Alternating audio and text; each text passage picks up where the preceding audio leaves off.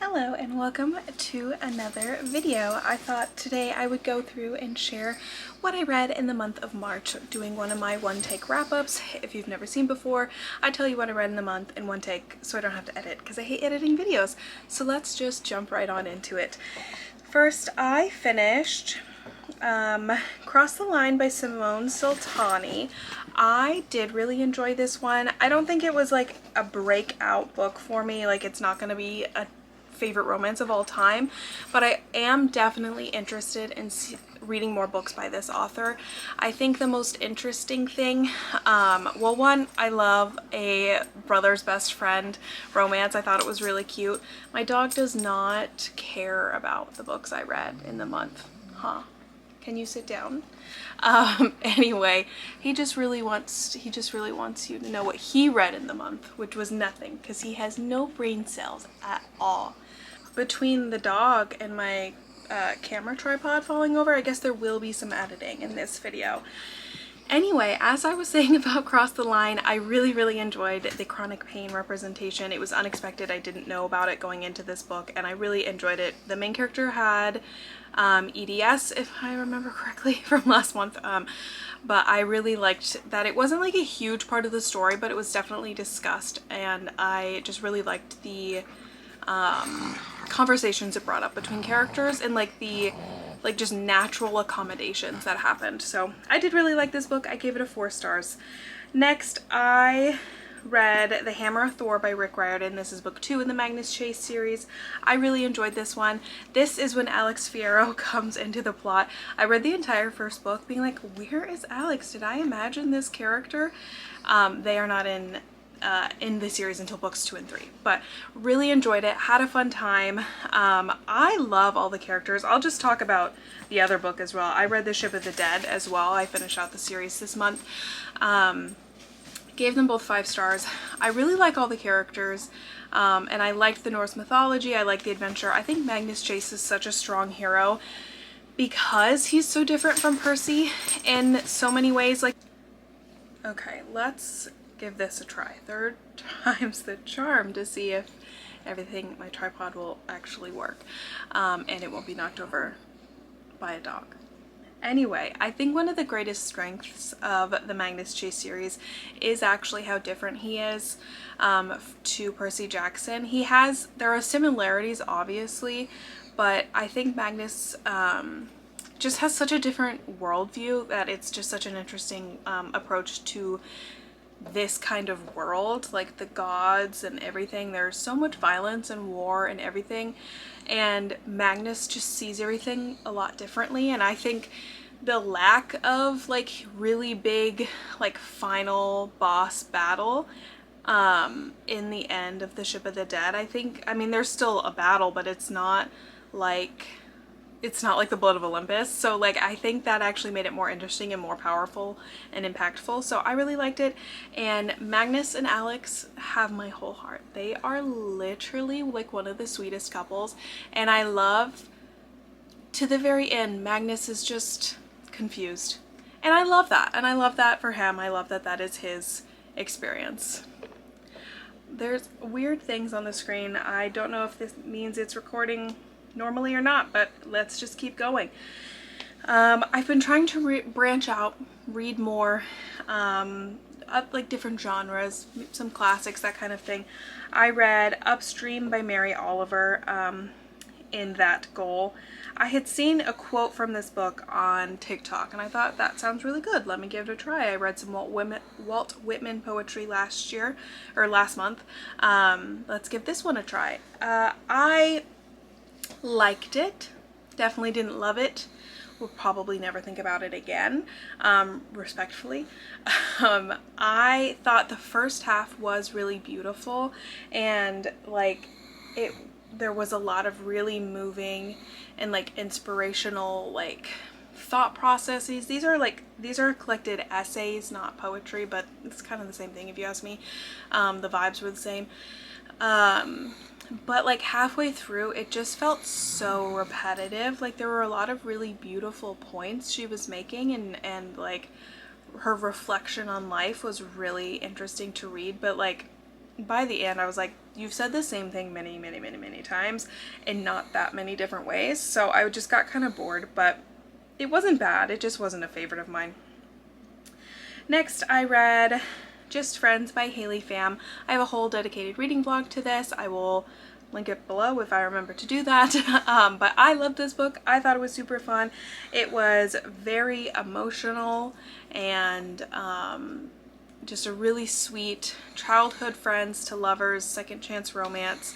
There was a lot of emotional storytelling between how you deal with grief, how you deal with moving on, and just like kind of facing things from the past. And so I just really, really enjoyed this one. And the most beautiful, lovely, sweet setting. It was like this lovely beachside town in California. There was a coffee shop.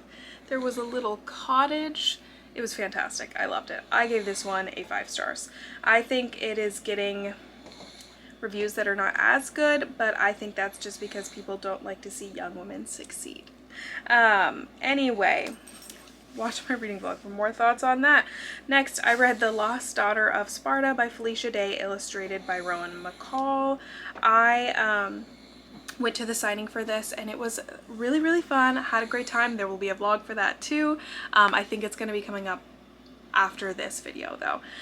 I loved this, and that I have more thoughts on the book too in the signing vlog. I thought it was a really fun graphic novel. There was a lot I've read a lot of Percy Jackson, and that's kind of the extent of my knowledge of like Greek mythology. But I learned like some more about Greek mythology in this, about like Sparta and Helena Troy and all of that. Those are stories I don't really know. So I got to learn a little bit more about that. It had Artemis and Apollo in it, 2 of my favorite gods, and then Aphrodite, who is my other favorite. So I was having a great time. It was really fun. It was a beautiful, what I wrote in my review, it is an incredible testament to the beautiful complexity of womanhood and to the women that history forget, and I think that really sums it up. It was a really beautiful story. It followed this sister of Helen of Troy, like the forgotten sister that there's not really much mythology about, and it kind of created a story for her. So it was really cool. Next, I read Go Luck Yourself by Sarah Rash. I read this for St. Patrick's Day. I finished it a couple of days after St. Patrick's Day, but just go with it. I really liked this one. I don't think I liked it as much as The Nightmare Before Christmas, because that had Halloween and Christmas. Okay, so actually 4th time's the charm, because my camera battery died and then my SD card was full. It's not like I haven't been using this camera for like 3 or 4 years, and I know how to use it. That's definitely crooked, but I guess we're just gonna live with it. I really, really liked the mental health representation in Go Luck Yourself. I thought the anxiety and panic attacks that were written for, is his name Chris? Is that the character's name? I really thought was very well written. And I really liked the St. Patrick's Day character as well. Do I remember his name? No, I don't. I really liked his motivations in trying to bring St. Patrick's Day kind of back to the world, and like the pride he had in his heritage was just really, really cool to read, and it made me wish that I knew more about like my Irish heritage and history. I am Irish, but I just I don't have anything from them. I have the name, but nothing else got passed down. No recipes, no traditions or anything. So it made me kind of melancholy for that. But I thought it was a really well written book. I just like Halloween and Christmas a little bit more, but it was still really good, and I'm very interested to see what else she might write in this series.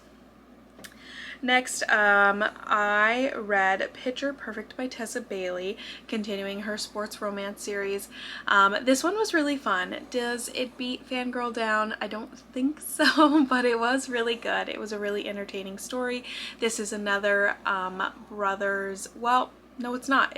She had a crush on her brother's best friend, and then she enlists this hockey player to fake date her to make him jealous, but then they fall in love, obviously. And it was a really cute book. It was a romance. She was a softball player. Sorry, it was a hockey romance is what I meant to say. She's a softball player. I will say, so the point of this, like one of the main plot points of this book were that they did a like outdoor sports competition amongst the family, and that's why she needed a partner. Like, absolutely my worst nightmare. What do you mean they do a sports competition amongst family? Can you guys just not go to the movies or like something normal? Go to Disneyland. So that was funny, but terrifying.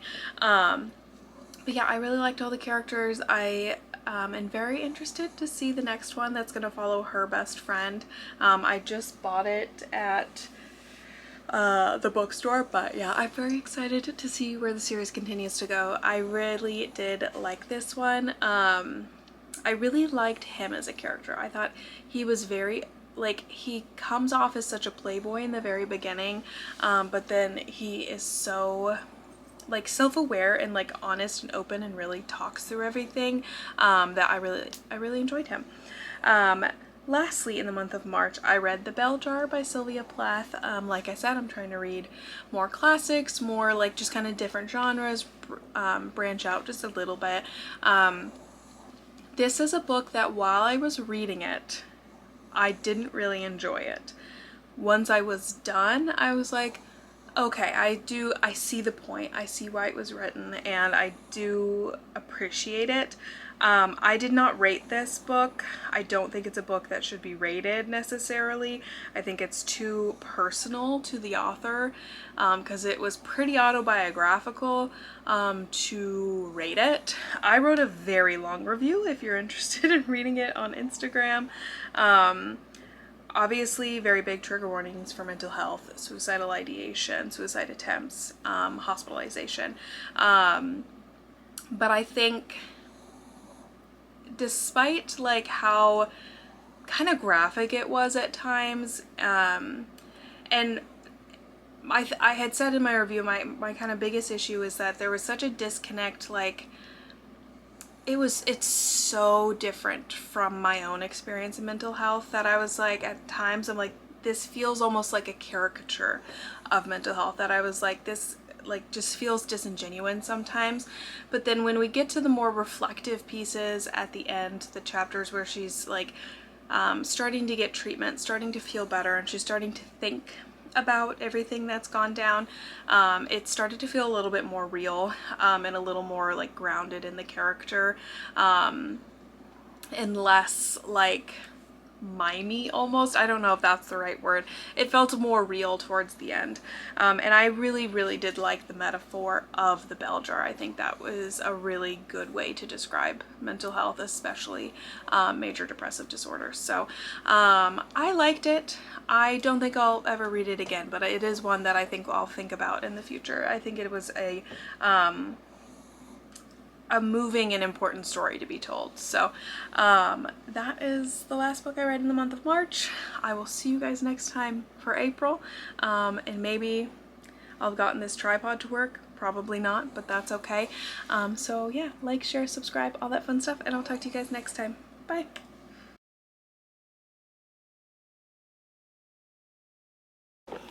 Look who's being all nice now.